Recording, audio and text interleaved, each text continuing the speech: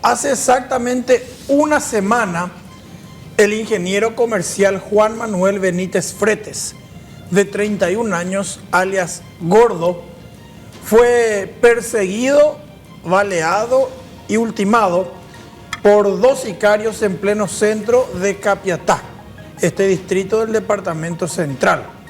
La víctima manejaba su motocicleta en pleno desplazamiento a 150 metros de la comisaría octava de Capiatá y a 100 metros de la municipalidad de Capiatá. Gordo fue alcanzado por otros dos motociclistas, dos hombres en una moto en realidad. Los criminales se acercaron al vehículo de la víctima y el que iba como acompañante efectuó dos tiros que literalmente le atravesaron la cabeza al objetivo, quien cayó derribado. Prácticamente murió en el acto. Policías del Departamento de Investigaciones de Central y del Departamento de Homicidios de Asunción iniciaron las pesquisas para tratar de dar con los autores materiales primero y eventualmente con los autores morales. Las pistas que siguieron los uniformados fueron, por ejemplo, las grabaciones de sistemas de circuito cerrado que filmaron el atentado. En las imágenes se observaba el tipo de motocicleta que utilizaron los dos asesinos. El biciclo fue hallado abandonado ese mismo día en un patio baldío de Capiatá, a unos 4 kilómetros de la escena del tiroteo. Los policías fueron a la zona donde quedó abandonado el biciclo y también mediante videos de cámaras de seguridad descubrieron que los matones fueron recogidos por un automóvil Toyota IST. Esas fueron las pistas surgidas el primer día. Al día siguiente, ¿qué pasó, Osvaldo? Llegó el reporte del Departamento de Criminalística y dijo el experto en criminalística: de mi inspección de la inspección de la motocicleta abandonada, acá se levantaron estas huellas dactilares. Quiere decir que la coa hoy purúa cojina con moto coa fulano ahí. A entregar a la policía veo. Bueno, veo ni purú se y cuál es la cámara. Desde Capiatá se ve que el auto Toyota IST que recogió a los sicarios se fue hacia Ñembú y de Ñembú cruzó hacia Capiatá, hacia San Antonio. Hoy que San Antonio Pueblo. En concreto, los policías de investigaciones y de homicidios, eran pesquisas paralelas, llegaron hasta la zona de San Antonio, donde se perdía el rastro del Toyota IST que recogió a los dos asesinos. Policías de homicidios hicieron un trabajo de campo, ellos llevaron la delantera en este caso, y pues mi vehículo ahí, y consiguieron la ubicación exacta de a dónde se fue a meterse el automóvil Toyota IST. Hoy con la cámara, a revisar, a pasar el vehículo, en la siguiente cámara ya no vas a ver. Quiere decir que Pepe Mateo Putana. Entonces empezaron a ver al revés las cámaras. Ya tenía el circuito de escape. Hoy Copayela Yiyucá, Capiatá, Ñembú, San Antonio. Y donde se moría el rastro de los sicarios, empezaron a ver cámaras, pero al revés, de más temprano, o sea, antes del sicariato. Y efectivamente, en la misma zona donde morían las cámaras, encontraron imágenes de 2 horas antes de cuando la misma moto y el mismo auto salían a Yoseijicuay, o ya por la Yiyucá, o abandonar la moto, ya auto vendema. Entonces localizaron el cuadrante, la zona, y empezaron a hacer un trabajo de campo. Y ayer de tarde, finalmente ubicaron una casa quinta que queda en la calle San Sebastián, a 2 cuadras de la avenida San Antonio, que es a su vez la avenida principal que atraviesa el distrito de San Antonio en el departamento central.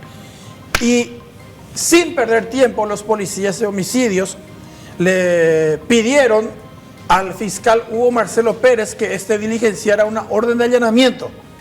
Calificarlo, conseguir la orden de allanamiento, que pegaré a cure hoy, ¿qué va a ir la policía? Vamos a ver y escuchar el momento en el que se iniciaba este allanamiento de suma relevancia.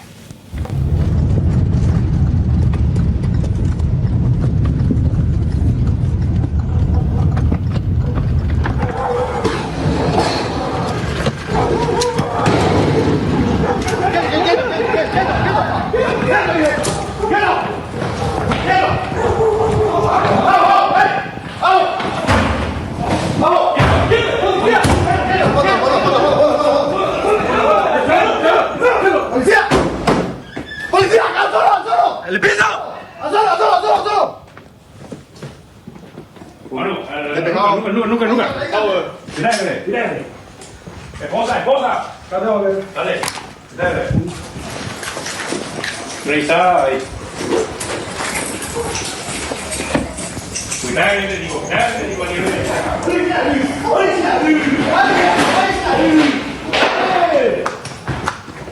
cuidado. Me mueve.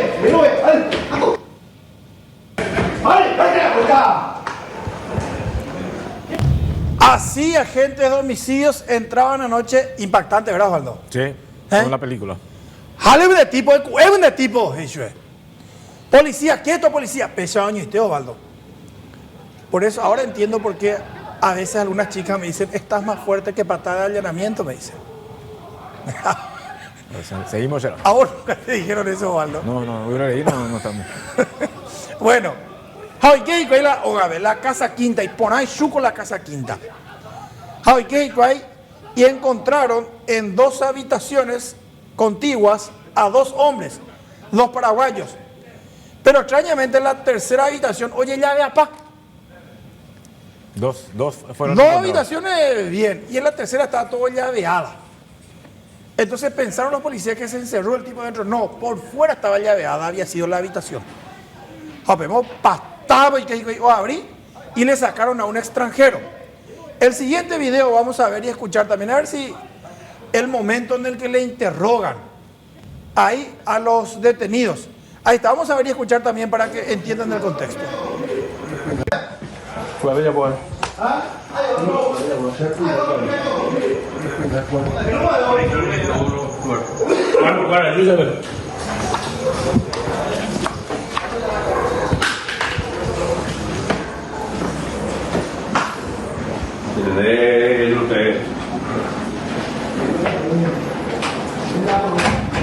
Acá estoy, no sé.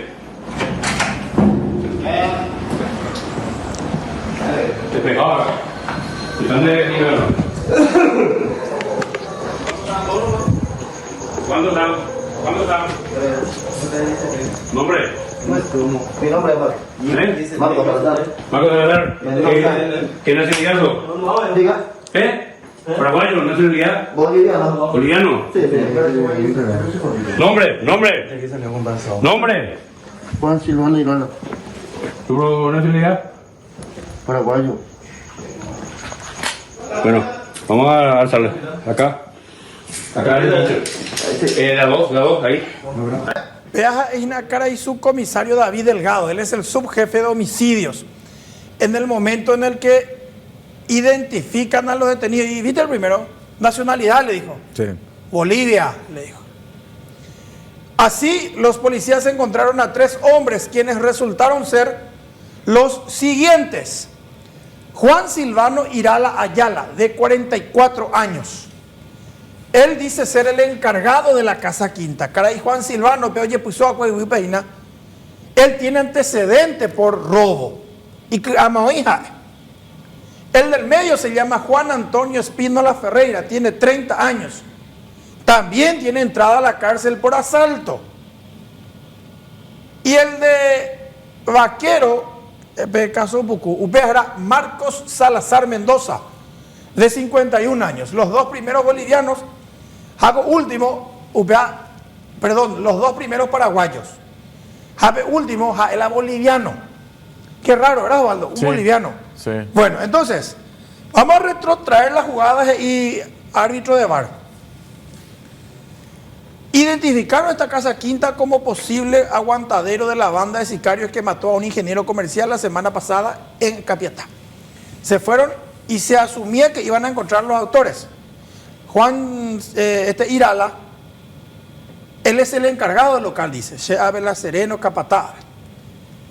Juan Antonio Espínola Ferreira sería el que manejó la moto que se utilizó para el atentado.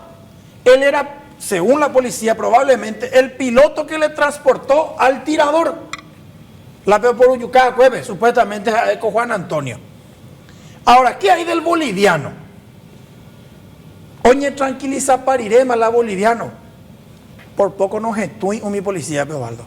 Le abrazó todo, le quiso besar, gracias Dios, gracias. Me salvaron la vida y yo, Y ahí le preguntaron, el boliviano estaba encerrado ahí. Él reconoció ser un hombre garantía. Jamás era hombre garantía. Es una figura que se usa mucho últimamente en el submundo y consiste en paraguayos que van a Bolivia a comprar cocaína. Muchas veces traen la droga y no pagan. Retiran a consignación, fiado. Ahoy y Guay Bolivia, en hacer 100 kilos de la jata vendeñan de Paraguay, ayuda a pagar y tender con interés incluso. Jala bolicuera, oye, pues yo me entre la cocaína y güey. Oye, bro, la paraguayito vende, oye, botado y no paga, ve. Últimamente los bolivianos se avivaron. Entonces, ¿qué hacen ellos? Exigen hombre garantía. Vos, paraguayo, te vas a Bolivia para comprar cocaína, te dan la droga sin pagar o fiado, pero deje ya garantía, hombre garantía. Entonces, llueven de palan de drogas, llegué pagado, es retirarla de hombre garantía, una prenda. Y sucede así o al revés. Puede ser al revés también. Que bolivianos vienen a Paraguay para llevar de acá la plata y vienen y venden su cocaína. Y a veces, por ejemplo, retiran más plata ya acá de Paraguay, y vende la cocaína. Te van a llevar 100 kilos. No, pero yo quiero 200. Bueno, pagame allá, o un lado boliviano allá, pagame a 200 kilos de pues. $200,000 MS. Hacer a jata mandé cocaína, $100,000 después. Entonces, bueno, te de plata a Bolivia, y acá compro más y te llevo te completo después. ¿Y qué hacen los paraguayos? Está bien, vení, yo te voy a dar tu plata, no hay problema. Tráeme la cocaína lo que puedas nomás ya ahora. Pero ya se te hombre garantía ahí. Vemos las cárteles bolivianos fuera, vienen, dejan cocaína acá, llevan más plata de lo que cuesta, pero dejan un hombre garantía. Y ese es él supuestamente. Él vino con un cargamento de cocaína aparentemente a Paraguay. El grupo paraguayo que compró la droga pagó de más porque tenía que recibir otro cargamento, pero ese cargamento todavía no llegaba. Es un memo y jagüeina retenido había sido. Jamás la guardia, fuera. Es más, esa que era porque él dijo también, me salvaron, y ustedes saben que hace poco acá le mataron a un peruano, había un peruano también, hombre garantía que estaba ahí, supuestamente. Jala peruano Yeyucaje. Y ese señor es un sádico, hoy. Oyaguamato se acuerda. ¿Por quién? Por Juan Silvano. Él estaba torturado con el peruano, En principio se pensó que sus declaraciones eran algo así como que, no, este que dice nomás para salvarse. ¿Qué pasó? Todo lo que dijo, por lo visto, empezó a cuadrar. Acaban de entregarle a este boliviano a la embajada de Bolivia en Asunción. O sea, oficialmente la policía paraguaya rescató a este boliviano de las garras de una banda de aparentes narcotraficantes y asesinos y lo devolvió Coanga. Hoy mejor he cocido galletas de la embajada de Bolivia. Acaba de ser entregado por la policía de Paraguay a la embajada de su país. Es decir, era hombre garantía, había sido. Pero ya era raro luego que el Orení o Susú cuando me rescataron, él pensó que se fuera a rescatarle a él. Mamó, para policía, cuidamos hoy que hoy ya surú, sicario fuera era pues. ¿Qué más contó el boliviano? Que sí, él reconoce que esa moto que se usó en el sicariato de Capiatá salió de ahí. Y él reconoce que el auto que le trajo a los sicarios que le rescató entró después ahí. ¿Y quiénes fueron? Y fulano y mengano fueron. Y gracias al boliviano se le identificó ahora al que es aparentemente el tirador, que está prófugo.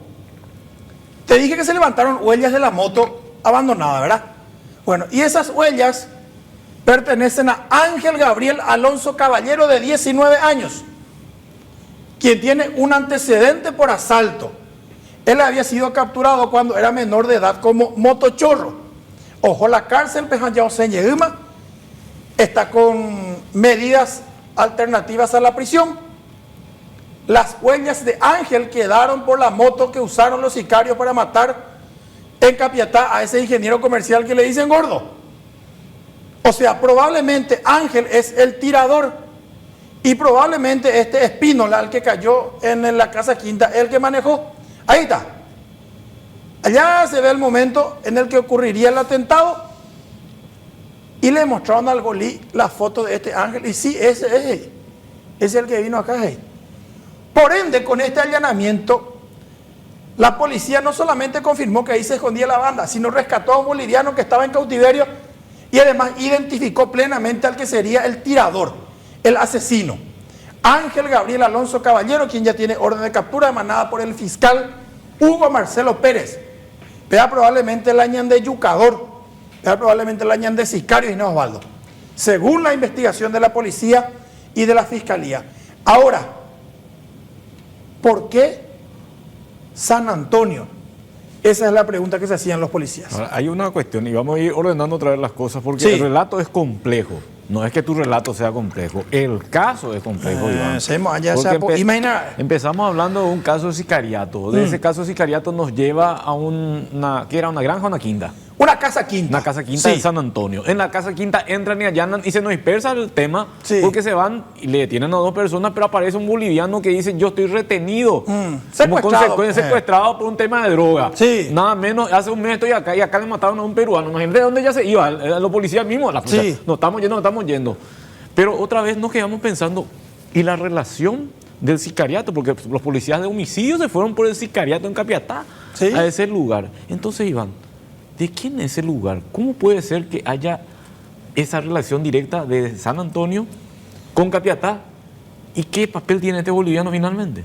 La casa quinta en la que estaba retenido este boliviano, que aparentemente era un hombre garantía en el marco de una transacción por cocaína, pertenece nada menos que a un alto funcionario del Ministerio de Justicia. El dueño de la propiedad, según la policía y según la fiscalía, es Domingo Antonio Amarilla Florentín, paraguayo de 42 años. Él es un funcionario del Ministerio de Justicia que actualmente ejerce el cargo de coordinador del Departamento de Altos Riesgos Penitenciarios. Esta oficina depende directamente de la Dirección General de Establecimientos Penitenciarios, cuyo titular es el coronel retirado Rubén Peña. Pero Peña, por su parte, responde directamente al ministro de Justicia, Rodrigo Nicora. Domingo Antonio Amarilla Florentín, este que estamos viendo, es el dueño de la casa quinta. Él es un funcionario de carrera del Ministerio de Justicia que había entrado inicialmente en la asesoría jurídica de la cárcel de Tacumbú, pero que después fue escalando posiciones y llegó a ser nombrado director de la cárcel de Tacumbú. Cuando él era director del penal hubo un motín con 7 muertos. Oñe cambia, Japioñe Punú ojo de cárcel en cárcel como director. Le volvieron a traer una vez a Tacumbú como interventor. Oñe cambia ye. En otro periodo, Oye como director de Tacumbú. ¿Y sabe cuándo fue la última vez que le echaron? ¿Te acuerdas cuando Mili la Cachorrita? Sí. Qué lindas canciones interpreta Mili la Cachorrita. Y justo ahí te leí. ¿Te me acuerdas? Cuando actuó en el cumpleaños de Oso Requillo, este supuesto traficante de armas Pedro Juanino que había caído luego del atentado en el Yaumina Fest de San Bernardino, en el que le mataron a Marcos Rojas, supuesto narco del PCC, y Vita Aranda, la influencer que era esposa de Tito Torres, el jugador. Cuando eso le agarró a Oso Riquillo y se fue a Tacumbú. Y cuando fue el cumpleaños de Tacumbú, él le llevó a Mili la Cachorrita. Y el video del festejo de cumpleaños con Mili la Cachorrita en Tacumbú le tumbó a Domingo Antonio Amarilla Florentín cuando eso, en su tercer ciclo como director de Tacumbú. Ahora él está últimamente trabajando como coordinador del Departamento de Altos Riesgos Penitenciarios. Según nos confirmaron funcionarios de la Dirección de Comunicaciones del Ministerio de Justicia. Suena un cargo importante. Amigo mío, un cargo netamente operativo. Todas las requisas, intervenciones o proyectos a ejecutar en las cárceles más conflictivas pasan por sus manos. O sea, él en teoría maneja información sensible, administra información delicada y él decide incluso en algunos casos qué tipo de procedimientos se van a llevar a cabo.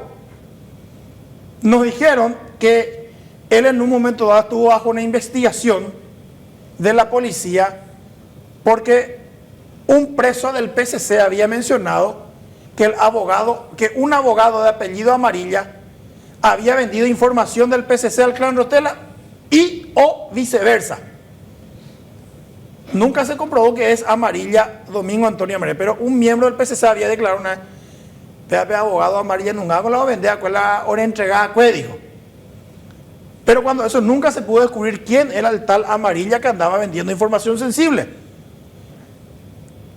Información del clan Rotela, confidencial o sensible, le vendía supuestamente al PCC un tal Amarilla. No estamos diciendo que sea él.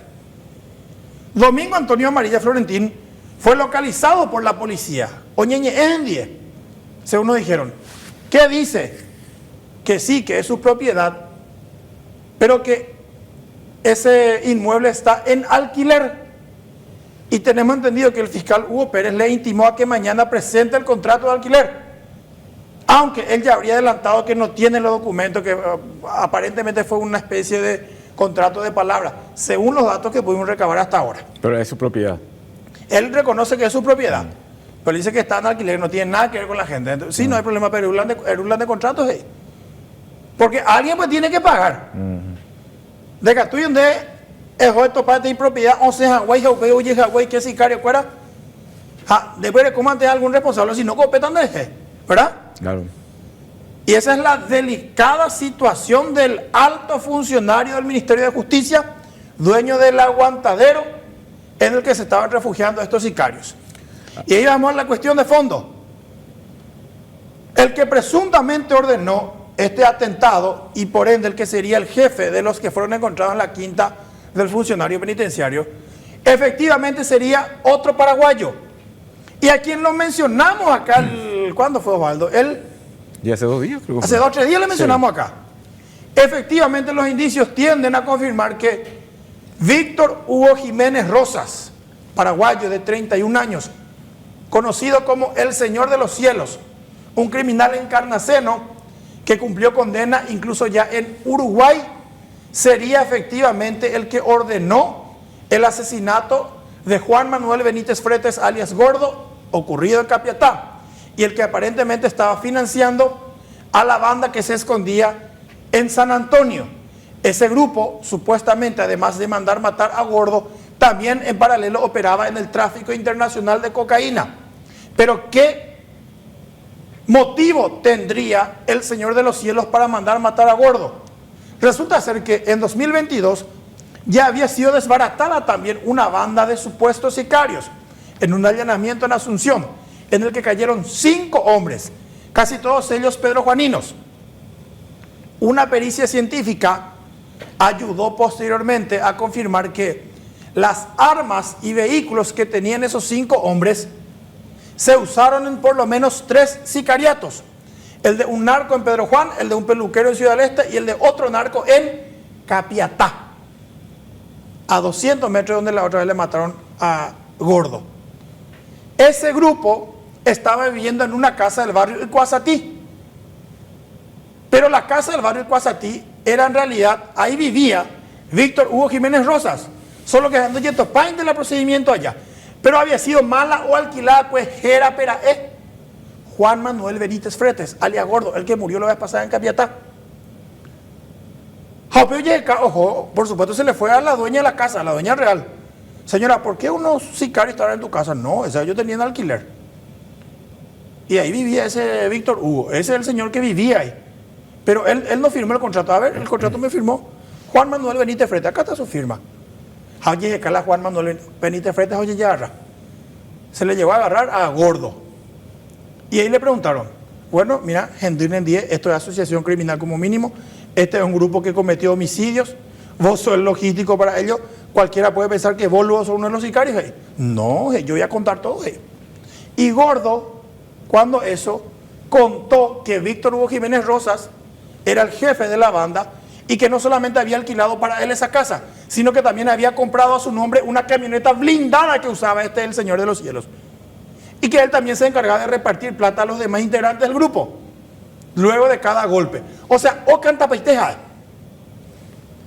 Gracias a que contó todo lo que sabía, Gordo, él fue favorecido con una condena simbólica en 2023. Le condenaron a 2 años nomás. pero con suspensión a prueba de la ejecución de la condena. Más dice, vea, bueno, ella condena a 2 años, pero figurate atender, dejo tan droga tranquilamente. Solamente que vas a tener que portarte bien, vas a tener que ir a limpiar una iglesia, tranquilo, pa. Ese es tu premio por contarnos todo lo que sabes. Y él estaba, de hecho, ahora bajo una especie de libertad condicional. No es libertad condicional la figura, pero sí, en la práctica es una especie porque... La suspensión de la condena. Claro, vota libertad, pero sujeto a reglas de conducta. Sí. O sea, en Boreaja es J y después finalmente. Y esa delación que hizo él para no irse a la cárcel fue la que motivó que la fiscalía emitiera orden de captura contra el que era su jefe, Víctor Hugo Jiménez Rosa, quien ahora tiene orden de captura. O sea, él cumplió condena en Uruguay, vino a Paraguay, oye, pero probablemente va a apoyar a ver. Por y la conectas en Washington con ningún crimen hasta que apareció Gordo y le mandó al frente. Y ahora coincidentemente muere Gordo en un atentado de sicarios. Y siguiendo las pistas de esos sicarios es que llegan a San Antonio, a la quinta de un alto funcionario del Ministerio de Justicia que maneja información sensible de tema carcelario.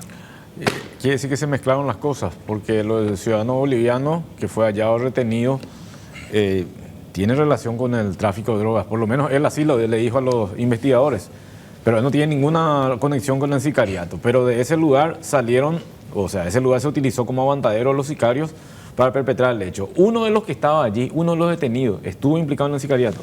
Juan Antonio Espínola Ferreira, según la policía, porque así dice en el informe de la policía, le cita a Juan Silvano Iral Ayala, dice entre paréntesis, encargada local. Juan Antonio Espínola Ferreira, entre paréntesis, dice, presumiblemente uno de los autores materiales del hecho, el de la moto. Y sobre el boliviano no menciona relación directa, pero después, ahora en mayo se supo que él declaró que efectivamente él era un hombre de garantía, que estaba retenido y que sus compañeros bolivianos tenían que venir a saldar la deuda para recuperarla a él. Solo que ella, un mema y poco más nada. Hoy como supuestamente la socio fuera boliviano, do huye o pagar la cuenta, oye, yucamo, ay, nada, guri. Este es un caso muy similar. ¿Te acuerdas de aquella avioneta que aterrizó en Iturbe, Guairá? Sí. 2021, con una carga de cocaína. A Oñe Mondá la carga de cocaína. Después desapareció un cambista. A 18 le mataron a ese cambista, a los bolivianos. Su cuerpo fue enterrado en Bolivia. Se pagó, se negoció, se pagó rescate por el cuerpo. Los bolivianos desenterraron el cuerpo ya en Bolivia, del paraguayo que era hombre de garantía. Le alzaron a un avión de Bolivia, vinieron con él hasta General Artigas y Itapúa. Aterrizaron una pista de aterrizaje clandestina. Movieron el cuerpo, tiraron a un costado una cuneta, llamaron, vayan a recoger el cuerpo, dejamos en tal parte. Así es como operan estos grupos. O sea, después aguasuan a la Joanma como hombre de garantía, oye, desesperama y paiterna. Porque vos sabés lo que es, Osvaldo, vamos para Bolivia, quédate un mes, no me vas a quedar ahí mientras vos sabés que si yo no cumplo acá, yucata neina, bebé. Eñembo, ita huevina. Y estos generalmente estas son personas vulnerables, o sea que desesperados sí. Porque aparentemente le iban a pagar $2.000. ¿Se tiene idea hace cuánto estaban estas personas en esa casa? Un mes, quinta? dijo él. Él dijo hace un mes que él estaba retenido ahí. Hace un mes. Y con esto.